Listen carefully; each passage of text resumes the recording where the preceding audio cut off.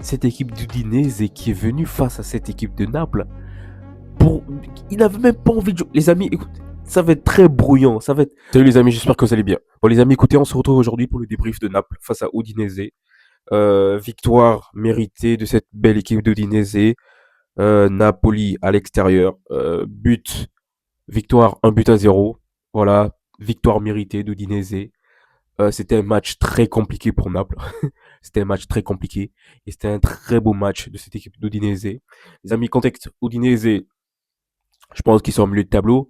Et Naples, en cas de victoire, Naples aurait dû passer en tête du championnat avec, je pense, un point d'avance sur tous les autres. Mais sauf que Naples n'a pas eu l'opportunité de prendre ces 3 points. Pourquoi? Pourquoi?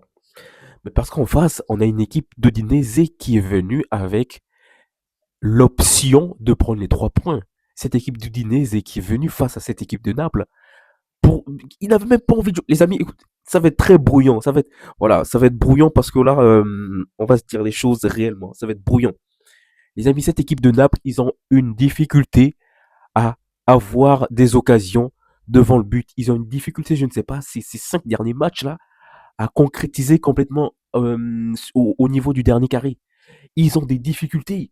Manque d'attaquants. L'effectif actuellement de Naples est sur une pente mais monumentale. La liste des blessés est longue comme le bras. On parlait du retour de Lukaku en janvier, mais sauf que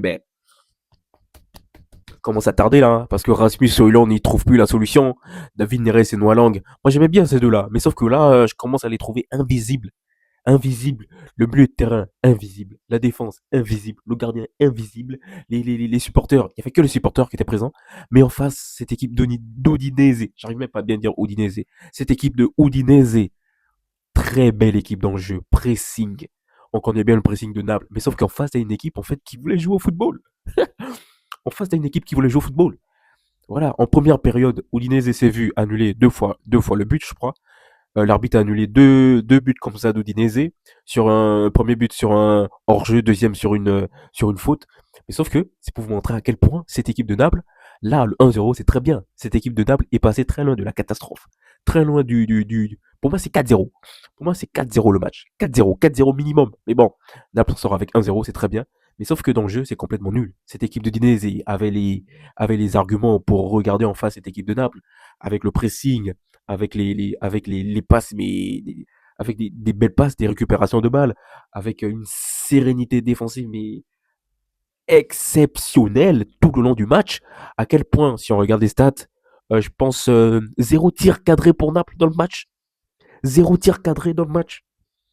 Moi si j'étais Antonio Conte, moi je veux prendre les joueurs un à un. On va pas être vulgaire sur la chaîne, les amis. On va pas être vulgaire ici. Mais sauf que si moi j'étais Antonio Conte, mais j'allais faire quelque chose. Enfin, j'allais les mettre tous au banc. Ils méritent pas de jouer. Je ne sais pas. À un moment donné, il faut oser. En fait, c'est ça le problème de Naples. Ils refusent de prendre des risques. En fait, ils refusent de prendre des risques. En défense, ça joue très bien. J'ai pas de problème avec la défense. On encaisse très peu de buts, à part le 6-0 au PS, 6-2, 6-3 au PSV en Ligue des Champions. Mais on encaisse très très très peu de buts. Mais la question est, où se trouve le réel problème de Naples? Ah oui, ah oui, parce que là, on va gagner le titre. Les gens vont dire ouais, Naples c'est pas c'est pas comment dire, c'est pas un très beau champion, etc. dans le jeu. Mais oui, c'est pas un très beau champion dans le jeu parce que Naples a un problème en attaque. Je ne sais pas si les joueurs n'ont pas envie ou ils ont plus envie ou il faut changer complètement des stats. Je sais pas. En début de saison, ça allait très bien avec Kevin De Bruyne et Rasmus Højlund, etc. L'espèce de 4 non pas 4-2-3-1, un truc comme ça, je crois, avec Kevin De Bruyne, Zambo Anguissa. Mais maintenant que Zambo, Kevin De Bruyne, ils sont blessés, il y avait une série de défaites là, face au PSV, face à Francfort, où on n'a même pas pu marquer en Ligue des Champions.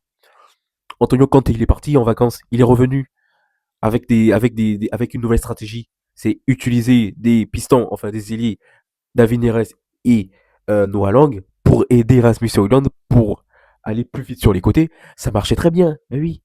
On a vu que ça marchait en Ligue des Champions face au Karabakh, je sais plus le truc. Ça a marché aussi en Serie A face à la Juve. Mais peut-être que là, on est arrivé à un point charnière, en fait, où Antonio Conte Je suis désolé, mister, mais là, il va falloir trouver autre chose encore. Est-ce qu'on attend le retour de Lukaku pour faire le 4-4-2? Ou est-ce que, je ne sais pas moi, on attend le retour de Zambo Anguissa pour refaire remonter ce milieu de terrain pour qu'il soit plus agressif? Je ne sais pas. Mais là, il faut revoir quelque chose, les amis. Et oui, les amis, écoutez, de toute façon, les amis, je vous dis, ça va être brouillon. Voilà, parce que je ne sais pas ce qu'il faut faire.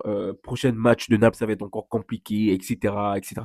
Parce que Naples, on a une très belle défense. Le milieu de terrain, il y a la bagarre, il y a il y a la volonté de faire des passes en une touche, etc. Mais sauf que quand on arrive au niveau de l'attaque, les amis, là, on tourne en rang. On tourne en rang, en rang, en rang, en rang, en rang, et encore, comme un chien qui veut rattraper sa queue. C'est ça, les amis. Moi, je ne sais pas ce qu'il faut faire encore. Je ne sais pas.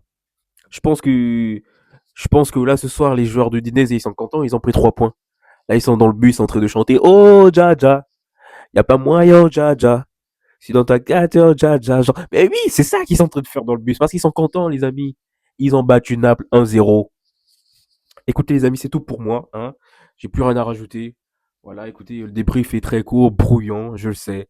Parce que voilà, cette équipe de Naples m'a complètement déçu aujourd'hui. Mais bon, c'est pas grave, les amis. C'est pas grave, c'est ça, c'est le football. Mais sauf que c'était nul aujourd'hui. Voilà, faut le dire. Écoutez, les amis, c'était pour moi, c'est tout pour moi, le débrief, très court. Et puis, on se retrouve pour le prochain débrief. Hein. Abonnez-vous pour la suite si vous aimez le contenu. Et à plus tard.